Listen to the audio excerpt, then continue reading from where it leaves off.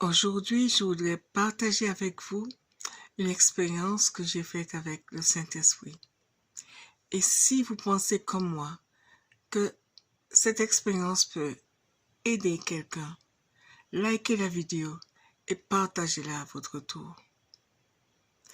Il y a plus de 20 ans de cela, un jour, j'ai réalisé que ma vie n'était pas tout à fait celle qu'elle devrait être avec le Seigneur. Le Seigneur a en horreur la fornication. N'étant pas mariée, j'avais des relations bien sûr, comme tout le monde, alors que je suis chrétienne, née de nouveau. Alors je me suis dit, je ne sais pas à quel moment le Seigneur va me rappeler à lui. Ça peut être à n'importe quel moment. Donc à partir de cet instant, je décide d'arrêter la fornication et de continuer à vivre ma petite vie pour plaire au Seigneur en sanctifiant mon corps. Mais dès lors que j'ai pris cette résolution, cette décision de ne plus pécher, de ne plus vivre dans le péché, les tentations, les envies vont se multiplier. Mais ce n'est qu'avec la force du Saint-Esprit qu'on arrive à résister. La Bible nous dit « Résistez au diable et il fuira loin de vous ». J'ai fait cette expérience et c'est vrai. En résistant, le diable disparaît. Les envies venaient de plus en plus belles. Et je me suis dit que pour rien au monde, je ne devrais replonger dans la vie du passé. J'avais fait la promesse devant Dieu, dans mes prières, de ne plus vivre ce genre de vie, mais de vivre pour lui plaire. Et il ne fallait pas que je tombe dans la vie d'avant. Il y a des moments où je me roulais par terre en disant « Mais Seigneur, aide-moi. C'est difficile, je n'y arriverai pas. » Il y a d'autres moments, j'avais honte de la pensée que j'avais eue. Après avoir fait la promesse à Dieu de ne plus vivre ce genre de vie de péché, pratiquer la fornication alors que je n'étais pas mariée, alors que je suis chrétienne, née de nouveau. J'ai promis à Dieu de mener une vie propre, saine. Et il y a des moments où je revenais sur ce que j'avais dit. Mais Seigneur, mais il faut faire quelque chose. Il faut faire quelque chose, mais vite, parce que ce n'est pas possible. Et lorsque cette envie passait, j'avais honte. Je me disais, mais Seigneur, je t'ai promis et pourtant, me voilà en train de changer d'avis et de te demander de m'aider. Il faut que j'arrive à tenir jusqu'au bout, peu importe le temps que ça dure. Tant que je ne suis pas mariée, il n'y aura plus de rapport hors mariage, il n'y aura plus de fornication. Les envies revenaient. J'arrivais à résister, difficilement, mais j'y arrivais quand même.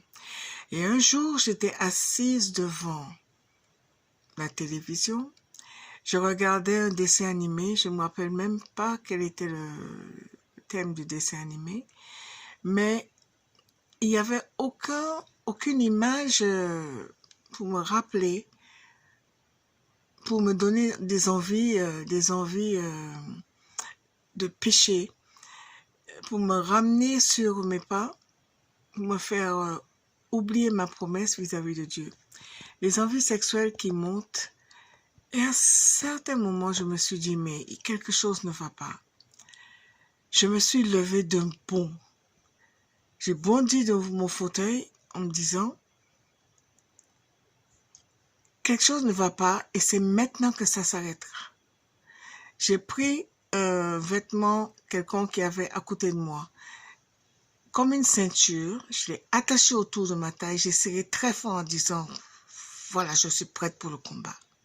Ensuite, j'ai dirigé mon index droit devant moi en disant, Satan, c'est toi qui donne ces envies sexuelles aux gens dans le désordre.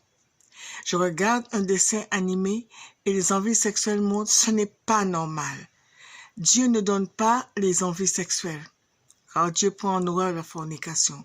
À partir de cet instant précis, tu prends tes désirs, tu prends tes images, tu prends tes suggestions, tu prends tes envies et tu pars de ma vie au nom de Jésus. Et j'ai croisé les bras. Je me suis assise, j'ai croisé les jambes et j'étais satisfaite comme si j'avais tapé sur une table, comme si j'avais porté un coup fatal. J'étais satisfaite de moi. Et depuis ce jour, plus aucune envie. J'ai réalisé que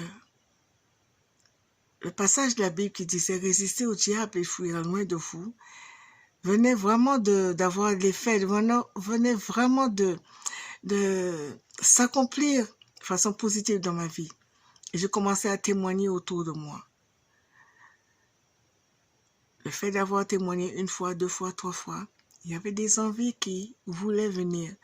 Et je me suis dit, il n'en est pas question, j'ai déjà réglé ce problème avec toi. Alors tu disparais. Je ne vais pas le régler 40 fois. Et l'envie est partie comme elle est venue. Puis je continuais à témoigner.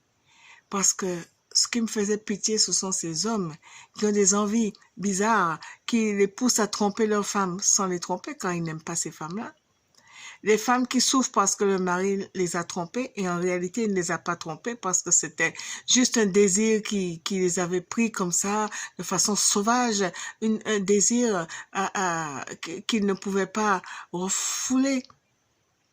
Et je me suis dit, c'est dommage. Je continue à témoigner.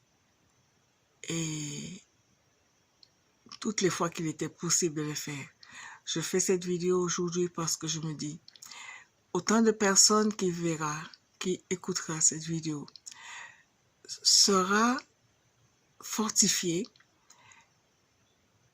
résistera comme moi j'ai pu le faire avec l'aide du Saint-Esprit, car c'est le Saint-Esprit qui donne cette force-là. Forniquer, pourquoi? Pour un quart d'heure, 10 minutes, 5 minutes, ça ne vaut pas la peine de déplaire à Dieu. Ça ne vaut pas la peine de glisser. Si on est arrivé à un certain stade avec le Seigneur, si on se rapproche de Dieu, ça ne vaut pas la peine de faire des pas en arrière. Alors, que celui ou celle qui écoute, qui entend, si cela peut vous aider, tant mieux. Parce que ça ne vaut pas la peine d'attrister le Saint-Esprit en nous. Pour rien. Que le Seigneur nous fortifie.